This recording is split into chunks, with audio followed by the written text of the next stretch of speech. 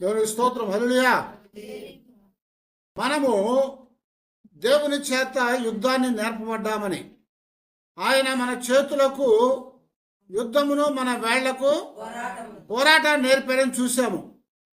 అయితే ఈరోజు మరొక సంఘటన దేవుడి యొక్క వాక్యంలో మనం చూసినట్లయితే 2వ కొరింథీయులకు రాసినటువంటి పత్రికలో 10వ అధ్యాయము 4వ వచనంలో పౌలు గారు ఒక మాట మనకి జ్ఞాపకం చేస్తున్నారు. ఆ యుద్ధోపకరణములు శరీర సంబంధమైనవి కావు గాని దేవుని ఎదుట దుర్గములను పడద్రోయ జాలినంత గొప్ప బలము కలిగి ఉన్నవి. దేవునికి స్తోత్రం. హల్లెలూయా. మన జీవితాల్లో మనము పోరాటం చేయమన్నాడు, యుద్ధం చేయమని చెప్పాడు. యుద్ధం చేయటానికి, పోరాటం చేయటానికి యుద్ధానికి సంబంధించినటువంటి ఉపకరణాలు, ఆయుధాలు మనకు కావాలి. దేవుని లేఖనాల్లో మనకు బాగా తెలిసినట్లుగా ఇశ్రాయేలు ఫిలిష్తీయుల్ని ఓడించలేకపోయినప్పుడు గొలియాతుని ఓడించడానికి దావీదు ముందుకు వచ్చాడు. దావీదు ముందుకు వచ్చినప్పుడు దావీదు యొక్క జీవితంలో మరి ఎప్పుడు కూడా యుద్ధోపకరణాలు ఆయన చూడలేదు. ఆయన గొలియాతు మీద యుద్ధానికి వెళ్తాను, జయిస్తానని చెప్పినప్పుడు సౌలు ఏం చేశారంట, తన యొక్క యుద్ధ ఆయుధాలు ఇచ్చి తన యొక్క కవచాన్ని తొడిగాడు. ఆ యుద్ధ కవచము తొడిగినప్పుడు, ఆయుధాలు ఇచ్చినప్పుడు వాటిని మొయ్యలేక కూలబడిపోయాడు. వాటన్నిటిని తీసే చెప్తున్నాడు కదా, ఈ యుద్ధ ఉపకరణాలు నాకు అక్కర్లేదయ్యా అని చెప్పాడు. ఎందుకంటే మన యొక్క పౌలు గారు చెప్పినట్టుగా మన యొక్క యుద్ధోపకరణాలు ఎలాంటి అట, శరీర సంబంధమైనవి కావు. మన యొక్క యుద్ధోపకరణాలు దుర్గములను పడదోయ జాయగలిగినటువంటి బలము కలిగినటువంటి. హల్లెలూయా. ఆ యుద్ధోపకరణం ఏదయ్యా అంటే దేవుని యొక్క లేఖనాల్లో మనకు జ్ఞాపకం చేస్తున్నాడు, దేవుడే అని చెప్తున్నాడు. మన ఆయుధం ఏదట, దేవుడే. మన ఆయుధం ఏదంటే వాక్యమే. మన ఆయుధం ఏదంటే ప్రార్థన. ఇవే మన జీవితాల్లో దేవుడు మనకి ఇచ్చినటువంటి ఆయుధాలు. దేవుడు మనతో ఉన్నప్పుడు, దేవుని యొక్క సన్నిధిలో మన జీవితాల్లో ఆయన మనం కలిగి ఉన్నప్పుడు ఆయన మన పక్షాన్ని యుద్ధం చేసేవాడు. అనేక పర్యాయాలు బైబిల్లో జ్ఞాపకం చేస్తున్నాడు, యుద్ధము యెహోవాదే. యుద్ధం అందగాదు, యుద్ధము దేవుంది, యెహోవాది. ఆయన యుద్ధం చేస్తే ఆయన ఎదుట ఎవడు కూడా నిలబడలేడు. మనం యుద్ధానికి వెళ్ళామనుకోండి ఓడిపోతాం. ఇశ్రాయేలు ఎన్నో పర్యాయాలు యుద్ధానికి వెళ్ళి ఓడిపోయారు. ఆయి అనేటువంటి ఆ చిన్న పట్టణం మీదకి వెళ్ళి 3000 మంది ఉన్నటువంటి ఆ పట్టణం మీదకి వెళ్ళి ఓడిపోయారు. 36 మంది చంపబడ్డారు, వెనక్కి తిరిగి పారిపోయారు. వాళ్ళ శత్రువుల చేత వాళ్ళు తరంపడ్డారు. అలాగ అనేక పర్యాయాలు ఇశ్రాయేలులు వాళ్ళ జీవితాల్లో దైవ సంబంధమైన యుద్ధోపకరణములు లేకుండా వాళ్ళు వెళ్ళి యుద్ధాల్లో పాడైపోయారు. కాబట్టి దేవుడు మనతో ఉన్నట్లయితే, దేవుడు మన పక్షాన ఉంటే, దేవుని మనం కలిగి ఉన్నట్లయితే మన యొక్క పోరాటములో, మన యొక్క యుద్ధములో మన శత్రువులను జయించేవాడు ఆయనే. ఆయనే మన పక్షానుండి మనకు వచ్చిన ప్రతి అడ్డులను పడగొట్టేవాడు. మన ప్రతి అడ్డులను ఆయన పడగొట్టేవాడు అని జ్ఞాపకం చేస్తున్నాడు. అది ఎలాంటి అడ్డైనా కావచ్చు, దాన్ని ఏం చేస్తాడు దేవుడు, పడగొడతాడు. మన ఎదుట వచ్చేటువంటి ప్రతి అడ్డును కూడా దేవుడు తొలగించేవాడుగా ఉన్నాడు. దేవుడు వాటన్నిటిని కూడా కూల్చివేసేవాడుగా ఉన్నాడని చెప్తున్నాడు. మనమందరం కూడా నూతనమైన ఇశ్రాయేలుగా పిలువబడతా వచ్చాం. ఈ నూతనమైనటువంటి ఇశ్రాయేలుగా పిలువబడుతున్న మన జీవితాల్లో మనము ఎప్పుడూ కూడా దేవుని కలిగిన వారంగా ఉండాలి. కాబట్టి ఇశ్రాయేలు దేవునిలో లేకుండా, దేవునితో లేకుండా కొన్ని పర్యాయాలు ఇబ్బంది పడ్డారు. కానీ మనమైతే దేవుని కలిగినటువంటి వారమై దేవునితో జీవించి ఆయనను మన పక్షాన ఉన్నప్పుడు మనం దేనినైనా జయించగలుగుతాము అని జ్ఞాపకం చేస్తున్నాను అన్నమాట. మన ఎదుట ఏదేం రావచ్చు. ఇక్కడ ఇశ్రాయేలు జీవితాల్లో వాళ్ళ ప్రయాణంలో మొట్టమొదట ఏమాటం వచ్చింది, ఫరో అడ్డం వచ్చాడు. మొట్టమొదట ఫరో అడ్డం వచ్చాడు. ఫరోని ఎదుర్కోవటం ఎవరి వల్ల కాదు. ఎందుకంటే ఇప్పుడు మోషే కూడా భయపడి పారిపోయాడు. దేనికి? చంపిన దాని కొరకు ఐగుప్తులో ఉన్నటువంటి ఆ ఫరో మోషేను చంపాలనుకున్నాడు కనుక మోషే ఫరో ఎదురు నుంచి పారిపోయాడు. మోషే ఫరో ఎదురు నుంచి పారిపోయి దేవుని యొక్క సన్నిధిలో ఆయన దేవుని కలిగినటువంటి వాడై దేవుని ధరించుకొని ఆయన దేవుణ్ణే యుద్ధోపకరణముగా చేసుకున్నాడు. కాబట్టి ఆయన ముందుకు నడిచినప్పుడు దేవుడు జయమిచ్చాడు అని చెప్తున్నాడు. మనం చేతిలో ఉన్నటువంటి మోసే కర్ర అది ఒక ఆయుధంగా తయారైంది. దేవుడు అడుగుతున్నాడు, మోసే నీ చేతిలో ఏముందంటే ఏముంది ఆయన కర్ర అన్నాడు. ఆ కర్రని కింద పడేయమన్నప్పుడు కర్ర కింద పడేసినప్పుడు ఏమైందట, అది పాముగా అయింది. మళ్ళీ దాన్ని తోక పట్టుకోగానే మళ్ళీ కర్ర అయిపోయింది. ఇది చాలు నీకు, నువ్వు ఫరోను జయించడానికి వెళ్ళు అని చెప్పాడు దేవుడు. మన ఇక్కడ నిర్గమకాండములో 5వ అధ్యాయం 2వ వచనం మనం చూస్తూ ఉంటే ఫరో అడ్డుగా వచ్చాడు. మొట్టమొదట దేవుని ప్రజలైనటువంటి వారిని విడిపించడానికి ఆయన ఒప్పుకోలేదు. ఆయన తలబిరుసుగలిగినటువంటి వాడు, మూర్ఖమైనటువంటి వాడు, దేవుని ప్రజలకు వ్యతిరేకమైనటువంటి వాడు. ఆ యొక్క ఫరోని జయించడానికి దేవుడు మరి మోషేతోకి తోడుగా ఉండి ఆయన సన్నిధిలో దేవుడే వారికి యుద్ధోపకరణంగా వారికి విడుదలిచ్చాడు, జయాన్ని ఇచ్చాడని చెప్తున్నాడు. నిర్గమకాండం 5వ అధ్యాయం 2వ వచనంలో మొదటి వచనం కొడతామండి. తరువాత మోషే అహరోనులు వచ్చి ఫరోని చూచి, ఇశ్రాయేళ్ల దేవుడైన యెహోవా అరణ్యములో నాకు ఉత్సవము చేయుటకు నా జనమును పోనిమ్మని ఆజ్ఞాపించుచున్నాడని.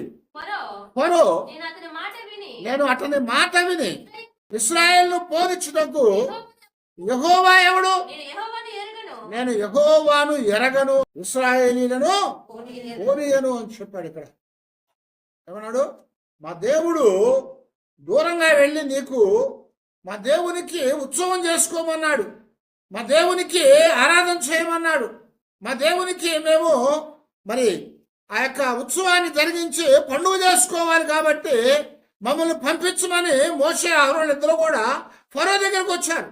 ఫరో దగ్గరకు వచ్చినప్పుడు ఫరో ఏమన్నాడు, ఇక్కడ యెహోవా ఎవడు, యెహోవా ఎవడు, నేను యెహోవాను ఎరగను, ఇశ్రాయేలును పోనివ్వను అని చెప్పాడట. మొట్టమొదట ఐగుప్తులో నుంచి ఇశ్రాయేలు బయటికి రావటానికి ఆటంకం ఏదో తెలుసా, ఫరో. కనుక ఫరోని దేవుడు అణిచివేయాలి, ఫరోని దేవుడు అడ్డు తొలగించాలి, ఫరో యొక్క గర్వాన్ని అణచాలి. ఫరోగంగా మోషే వెళ్ళి మా దేవుడు పంపించమన్నాడు, పంపించు ఫరో అంటే ఫరో సరే వెళ్ళి మీరు ఆరాధన చేసుకోమని చెప్పినట్టు దేవునే వాళ్ళు. ఫరో జాలిపడ్డాడండి వాళ్ళ మీద. ఫరో పంపినట్లయితే ఆ ఘనత అంతా ఎవరికి దక్కేది, ఫరోకే దక్కేది. నేనే వాళ్ళు విడిచిపెట్టానని చెప్పేవాడు.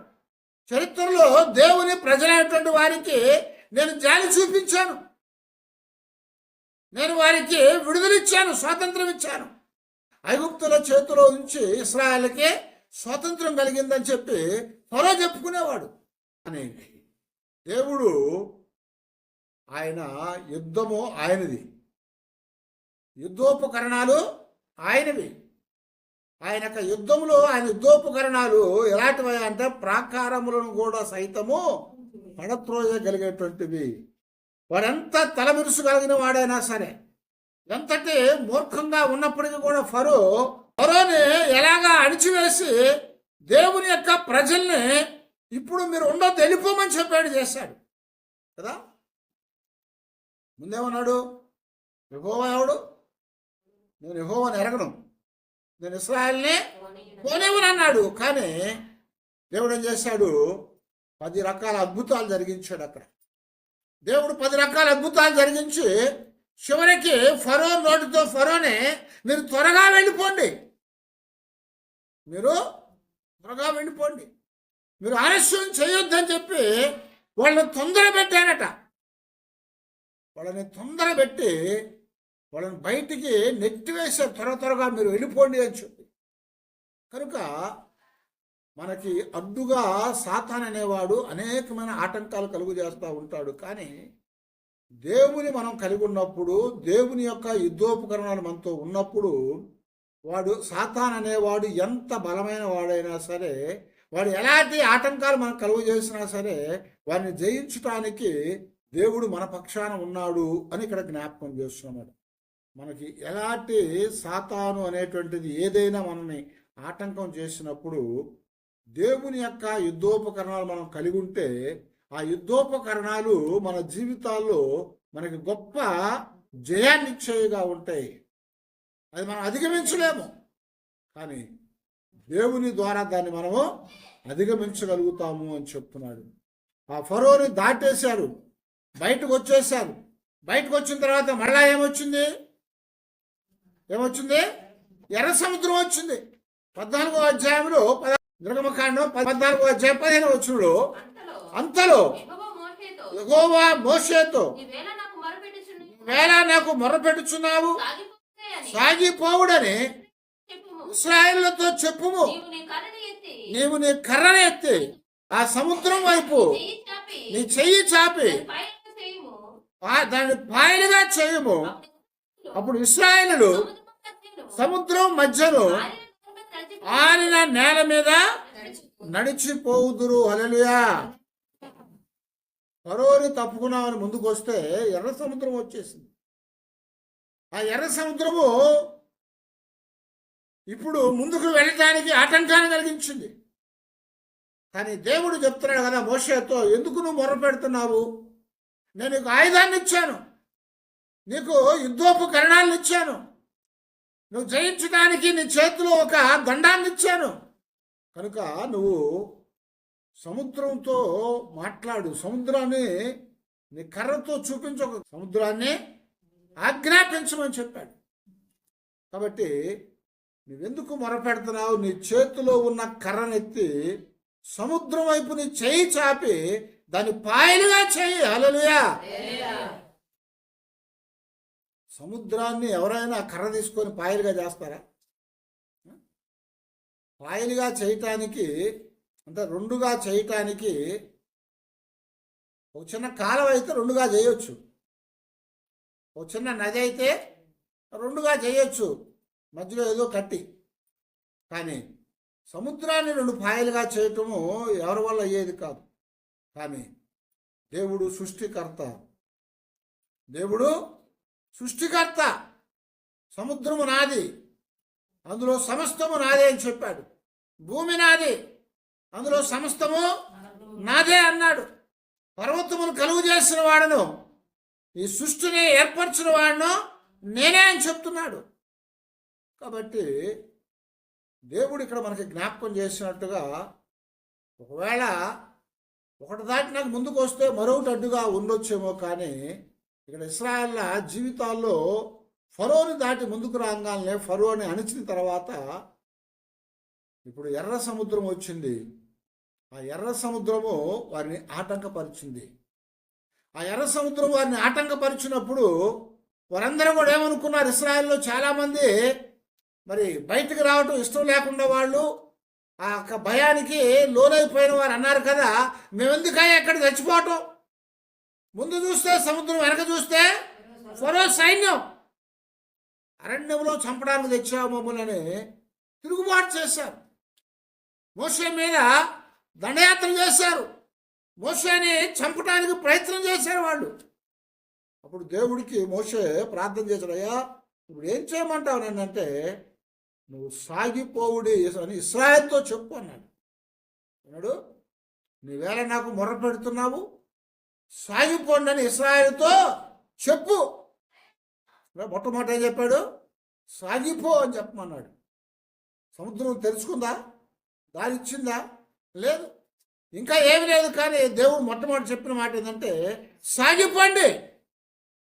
దేవుడు మన పక్షాన ఉన్నప్పుడు ఏ ఆటంకం మనల్ని కూడా చేయలేదు. అది ఎర్ర సముద్రం అయినా కావచ్చు, ఆ ఎర్ర సముద్రం అయినా కావచ్చు, కానీ దానిని దేవుడు పాయలుగా చేస్తానని చెప్తున్నాడు.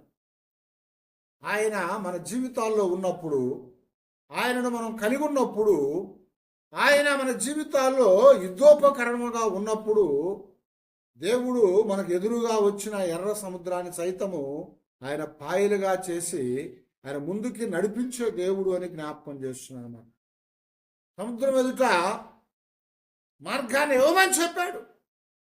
వెంటనే ఏమైందట? సముద్రము రెండుగా తెరవబడింది. హల్లెలూయా. సముద్రము పాయలుగా చేయబడింది.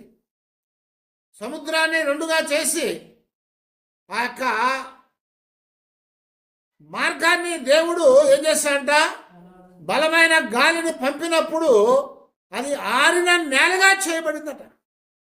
ఆరిన నేలగా చేయబడింది. అదంత అసాధ్యమైన పని కదా. అది అసాధ్యము కావచ్చేమో కానీ దేవునికి ఏది కూడా అసాధ్యమైంది లేదు అని చెప్తున్నాడు. నేను యెహోవాను, నాకు అసాధ్యమైనది ఏదైనా ఉండునా అని ఒక ప్రశ్న అడుగుతున్నాడు దేవుడు మానవుల్ని. మార్కు సువార్తలో కూడా అదే జ్ఞాపకం చేస్తున్నాడు. మనుషులకు అనేకములు అసాధ్యాలు, కానీ దేవునికి సమస్తము సాధ్యమే. ఎప్పుడో సాధ్యమవుతాయంటే ఆయన మనతో ఉన్నప్పుడు. ఆయన మనతో ఉంటే ఫరో ఆయన ఏం చేయలేడు, ఎర్ర సముద్రం మనల్ని ఏం చేయలేదు. ఫరో సైన్యం అందులో వచ్చినప్పుడు మరలా ఏం చేస్తాడు దేవుడు? దానిని మూసివేశాడు. వెంటనే వాళ్ళతో చెప్తున్నాడు, మీరు ముందుకు వెళ్ళండి, ఇప్పుడు చూసిన ఐగుప్తీయులను మరి మీరెన్నడూ కూడా చూడరు. ఇప్పుడు చూసిన ఐగుప్తీయులను మరి ఎప్పుడు మీరు చూడరు అని చెప్పాడు దేవుడు. వాళ్ళు దాటి వెళ్తా ఉన్నారు, భయంతో వెళ్తా ఉన్నారు. అయ్యో వాళ్ళు వచ్చేసారయ్యా అని కేకలేస్తా ఉన్నారు. కానీ వాళ్ళు వెళ్ళే వరకు, ఇశ్రాయేలు ముందుకు దాటి వెళ్ళే వరకు దేవుని యొక్క అగ్ని స్తంభము వారికి అడ్డుగా నిలిచింది. వారికి అడ్డుగా నిలిచింది. వారికి అడ్డుగా నిలిచి దేవుని యొక్క సన్నిధిలో వారి జీవితాలకి ఎలాంటిదైనా దేవుని ఎదుట నిలబడనేరదని చెప్పి ఒక గొప్ప కార్యాన్ని అక్కడ జరిగించింది. గొప్ప అద్భుతాన్ని అక్కడ జరిగించింది.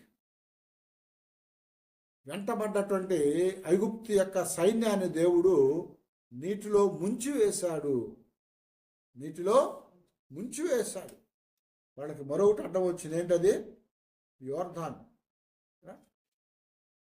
యోర్దాన్ అడ్డం వచ్చింది. యోర్దాన్ అనేది మామూలుగా అయితే మనిషి నడుచుకుంటూ వెళ్ళిపోయేటంటే ఒక చిన్న కాలువ. మామూలుగా నడుచుకుంటూ వెళ్ళిపోయేటంటే ఒక చిన్న కాలువ. అది ఎప్పుడు మామూలు సమయాలు, ఎండాకాలం అట్లాంటి సమయాల్లో బాగా గిరకల లోతు నుంచి మోకాళ్ళ లోతు వరకు నీళ్ళు వస్తాయి. ఒక 15 అడుగుల వెడల్పులో ఉంటుంది. కానీ పైన హెర్మోను కొండ దగ్గర మంచు కరిగినప్పుడు, వర్షాకాలం వచ్చినప్పుడు ఏమవుతుందట, ఆ నీళ్ళన్నీ కూడా కిందకు వచ్చినప్పుడట అది గొప్ప ప్రవాహంగా ఏర్పడుతుందట. గొప్ప ప్రవాహంగా ఏర్పడుతుంది. అది మనిషి దాటలేనటువంటి ప్రవాహం కనపడుతుంది అక్కడ. కాబట్టి ఎవడైనా కాలు పెడితే ఏమవుతారు? కొట్టుకొని పోతారు. వరదలు వచ్చినప్పుడు కూడా కాలాల మీద కట్టినటువంటి సప్టాలు అంటారు కదా, చిన్న చిన్న వంతులు, వాటి మీదకి నీళ్లు ఉరవడుగా పారినాయి. ఆ నీళ్లు ఉరవడుగా పారినప్పుడు అందరూ ఏం చెప్పారంటే, అరికాళ్ళు మునిగే వరకు అయితే వెళ్ళండి, అరికాళ్ళు దాటి గిలకల వరకు నీళ్ళు వస్తే వెళ్ళొద్దని చెప్పారు. ఎందుకంటే అరికాళ్ళు మోపామంటే అరికాళ్ళ వరకు నీళ్ళు వస్తే అది మనల్ని ఏమీ చేయలేదు. కానీ అరికాళ్ళు దాటి గిలకల దాకా నీళ్ళు వచ్చినాయి అంటే మన పాదము నిలబెట్టడానికి శక్తిని కోల్పోతాం. ఇంకా లోతుకెళ్ళే కొంది ఇంకా త్వరగా శక్తి కోల్పోతాం. కనుక ఇప్పుడు ఏమైందంటే ఆ యోర్దాను ఇప్పుడు విస్తారంగా పారుతా ఉందట. సుమారు 2 కిలోమీటర్లు పారుద్దాం. వర్షాకాలంలో పైనుంచి హెర్మోను ఆ పర్వతాల దగ్గర నుంచి మంచు కారుకుంటూ వచ్చినప్పుడు పెద్దగా అయిపోద్ది. దాన్ని ఎవరు కూడా దాటలేరు. ఆ సమయంలో ఇప్పుడు వీళ్ళు ఎక్కడికి వచ్చారయ్యా అంటే యోర్దాన్ దగ్గరకు వచ్చారు. యోర్దాన్ దగ్గరకు వచ్చినప్పుడు, ఎర్ర సముద్రం దాటిన తర్వాత యోర్దాన్ దగ్గరకు వచ్చినప్పుడు ఆ నది నిండుగా ఉంది. నది దాటలేకుండా ఉంది. యోర్దాన్ అనేది ఒక నింద, ఒక అవమానం. అది ఎదురుగా ఉంది. ఆ నింద అవమానం మనకు ఎదురుగా ఉన్నప్పటికీ దేవుడు చెప్తున్నాడు కదా, ఆ నిందను అవమానాన్ని నేను తీసేస్తానని చెప్తున్నాడు. ఆ అవమానాన్ని నిందను నేను తీసివేసి నీకు మార్గాన్ని ఏర్పాటు చేస్తానంటున్నాడు అన్నమాట. అక్కడికి వచ్చినప్పుడు ఏం చేశారు? ఇక్కడ యోషువ గ్రంథంలోనే 3వ అధ్యాయంలో 14వ వచనం మనం చూస్తే, కోతకాలం అంతయు యోర్దాను దాని గట్టులన్నిటి మీద పొర్లి పారును, నిబంధన మందసమును మోయు యాజకులు జనులకు ముందు వెళ్ళగా యోర్దానును దాటుటకై జనులు తమ గుడారములో నుండి బయలుదేరి అప్పుడు ఆ మందసమును మోయువారు యోర్దానులో దిగిన తరువాత మందసమును మోయు యాజకుల కాళ్ళు నీటి అంచున మునగగానే పైనుండి వారు నీళ్లు బహు దూరమున సారే తాను నొద్దలున్న అదామను పురమునకు దగ్గర ఏకరాశిగా నిలిచెను. హల్లెలూయా. ఏమనండి? యోర్దాను ఇప్పుడు కోతకాలంలో ఏం చేస్తుందట? గట్టుల మీదుగా పారి చాలా ప్రవాహం వస్తూ ఉంది. మనుషులు దాటలేరు, కానీ దేవుని యొక్క మందసాన్ని మోసుకొని వెళ్తా ఉన్నారు. ప్రజలందరూ కూడా గుడారాల్లోంచి బయటకు వచ్చారు యోర్దాను దాటడానికి. ఈ లోపల జనులందరూ ముందుకు వస్తుండగా మందసాన్ని మోసుకొని వెళ్తా ఉన్నటువంటి యాజకులు ముందుకు వచ్చి ఏం చేశారంట? యోర్దానులో ప్రవాహంలో వాళ్ళ పాదములు పెట్టారు. యోర్దాను ప్రవాహంలో పాదాలు పెట్టగానే ఒక అద్భుతం చేశాడు దేవుడు. దేవుని యొక్క సన్నిధి వాళ్ళతో ఉంది, దేవుని మందస్సు వాళ్ళతో ఉంది. దేవుని మందస్సు అంటే దేవుడికి గుర్తుగా ఉంది. అందులో 10 ఆజ్ఞల పలకలున్నాయి. మన్నాను ఉంచేటువంటి బంగారు పాత్ర ఉంది, చిగురించినటువంటి అహరోను కర్ర ఉంది. అవన్నీ తీసుకొని వాళ్ళు మోసుకొని వెళ్తా ఉన్నారు. ఆ పాదం మోపంగానే దేవుడు యోర్దాను అడ్డు తీసివేశాడు, ఆ నిందను తొలగించి వేశాడు. ఆ సమస్తమైనటువంటి అవమానాన్ని దేవుడు తీసివేశాడని చెప్తున్నాడు ఇక్కడ. అవమానం అంతా, నిందనంతా కూడా దేవుడు తీసివేశాడట. వాళ్ళ పాదములు మోపగానే ఏమైంది? పైనుండి పారు నీళ్లు సారే తాను నొద్ద ఉన్నటువంటి అదామను పురమునకు బహు దూరముగా ఏకరాశిగా నిలిచెను. హల్లెలూయా. ఎంత అద్భుతం అండి అది. మన జీవితాల్లో కూడా ఒకవేళ నింద ఉండొచ్చు, అవమానం ఉండొచ్చు, అది పైనుంచి కిందకి పారుతా ఉండొచ్చు.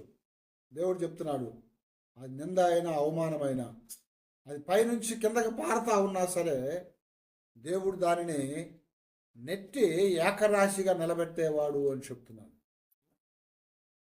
ఏకరాశిగా నిలబెట్టేవాడు దేవుడు. ఆయన్ని కలిగినటువంటి వారికి, ఆయనకి యుద్ధోపకరణాలుగా ఆయన్ని ధరించుకున్నటువంటి వారి జీవితాల్లో దేవుడు అద్భుతాలు చేసేవాడు. ఆ నిందను తీసివేసేవాడు, అవమానాన్ని తీసివేసేవాడు, ఎదురుగా వచ్చిన ఆటంకాన్ని తొలగించేవాడు, ఎదురుగా వచ్చినటువంటి ప్రతి ఒక్క ఇబ్బందిని ఆయన తొలగించేవాడు. కనుక ఇక్కడ యోర్దాను వారికి అడ్డుగా వచ్చింది, కానీ అది సామాన్యంగా దాటిపోయేటువంటి కాలవ.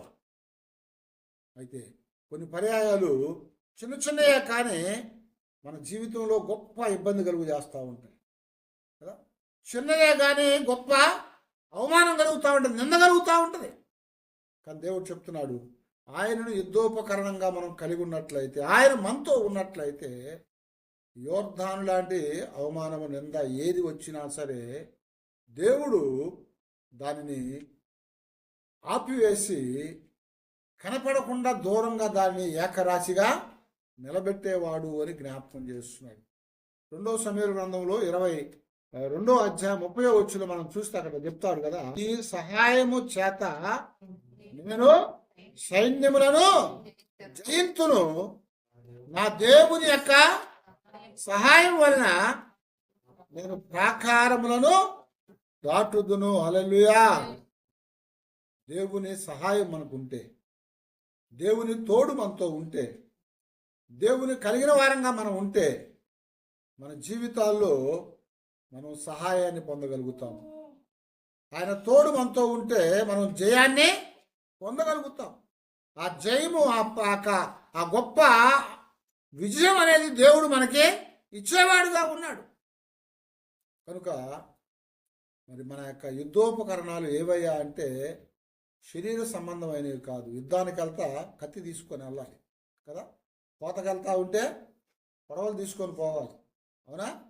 కోతకెళ్ళేవాడు పొడవలు తీసుకెళ్ళాలి, యుద్ధానికి వెళ్ళేవాడు కత్తి తీసుకొని పోవాలి, పోరాటానికి వెళ్ళేవాడు కర్ర ఆయుధం ఏదో తీసుకొని పోవాలి.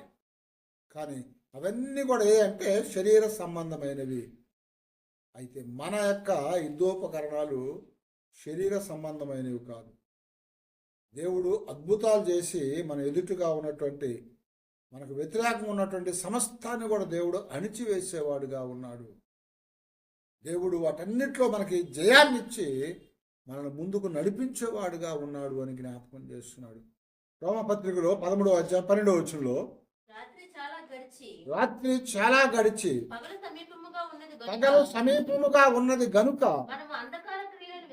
మనము అంధకార క్రియలను విసర్జించి తేజస్సు సంబంధమైన యుద్ధోపకరణములను ధరించుకొందుము. హల్లెలూయా.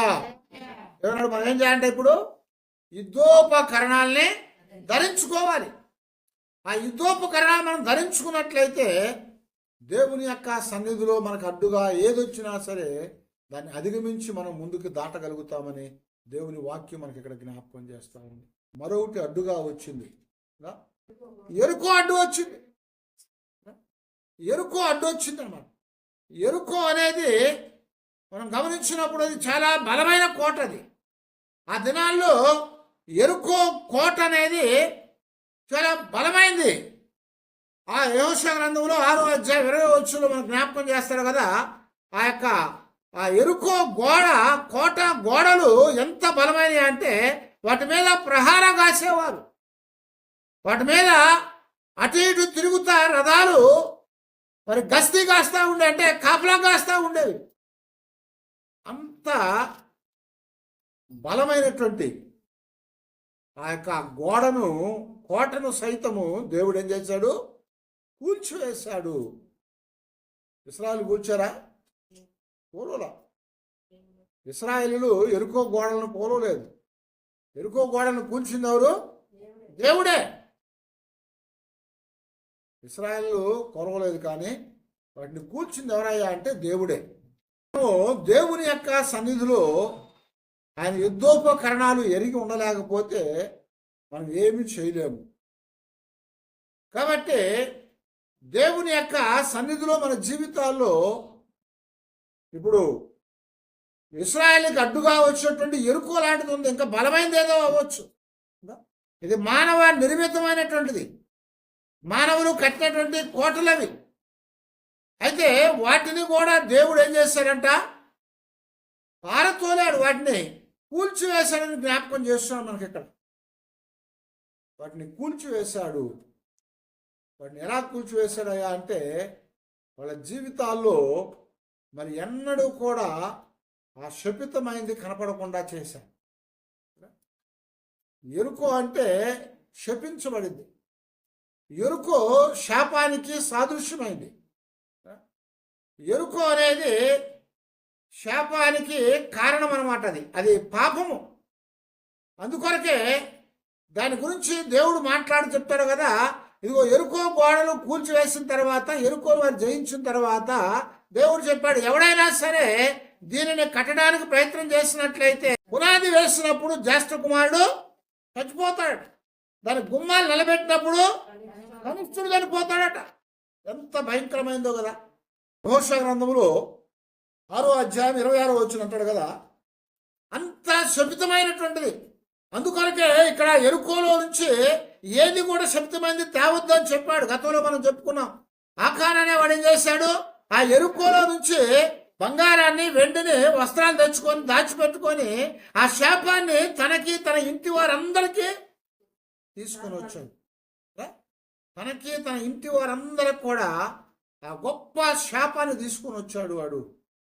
అందుకొరకే అది ఎలాంటి శాపమైనా సరే, అది ఎలాంటి ఆటంకాన్ని కలిగించేదైనా సరే, అది ఎంత బలమైనదైనా సరే, దేవుడు చెప్తున్నాడు కదా, దాని ప్రాకారాలు పడగొట్టేటువంటి శక్తి దేవుని యొక్క యుద్ధోపకరణాలకు ఉన్నది అని జ్ఞాపకం చేస్తున్నాడు. దేవుని యొక్క యుద్ధోపకరణాలు దాన్ని పడదోయగలిగినటువంటివి అని చెప్తున్నాడు అనమాట. ప్రాకారాలను పడగొడితే కొండల వైపున ధ్వని వినపడుద్దట. ఆ ప్రాకారాల్ని ఆయన వేసేవాడని చెప్తున్నాడు. ఇశ్రాయేలు వెళ్ళి దేవుడు చెప్పినట్టుగా మొదటి రోజు వెళ్ళారు, మౌనంగా ఒకసారి తిరిగి వచ్చారు కదా. రెండో రోజు వెళ్ళారు, అలా తిరిగి వచ్చాడు. అలాగా మరి చివరిగా వారు ఆ యొక్క ఎరుకో చుట్టూ కూడా ఏం చేశారంట, 7 మార్లు తిరిగారు. ఎరుకో చుట్టూ 7 మార్లు తిరిగారు. ఆ 7 మార్లు తిరిగి ఆఖరిసారి ఏం చేశారు, గట్టిగా కేకలు వేశారు, దేవుని స్తుతించారు. దేవుణ్ణి స్తుతించారు. దేవుని స్తుతించినప్పుడు ఆ యొక్క స్తుతుల యొక్క శబ్దము ఏం చేసింది, ఎరుకో కోట గోడలను కూల్చివేసింది. హల్లెలూయా. యెహోషువ గ్రంథం 6వ అధ్యాయము 20వ వచనంలో యాజకులు బూరలు ఊదగా ప్రజలు కేకలు వేశారు. ఆ బూరల ధ్వని వినబడినప్పుడు ప్రజలు ఆర్భాటముగా కేకలు వేశారట. ఆర్భాటముగా కేకలు వేయగా ప్రాకారములు కూలెను. ప్రజలందరూ తమ ఎదుటి చక్కగా పట్టణ ప్రాకారం ఎక్కి పట్టణమును పట్టుకొని అని చెప్తున్నారు. కనుక దేవుని యొక్క సన్నిధిలో దేవుని స్తుతించడం కూడా ఒక యుద్ధోపకరణమే. దేవుణ్ణి స్తుతిస్తే, దేవుని సన్నిధిలో మనం కేకలేసినప్పుడు, దేవుని సన్నిధిలో మనం దేవుణ్ణి గట్టిగా మనము స్తుతించినప్పుడు ప్రాకారములు కూలిపోతాయి. పౌలు శీలాల్ని ఫిలిప్పి చెరసాల్లో పడేశారు.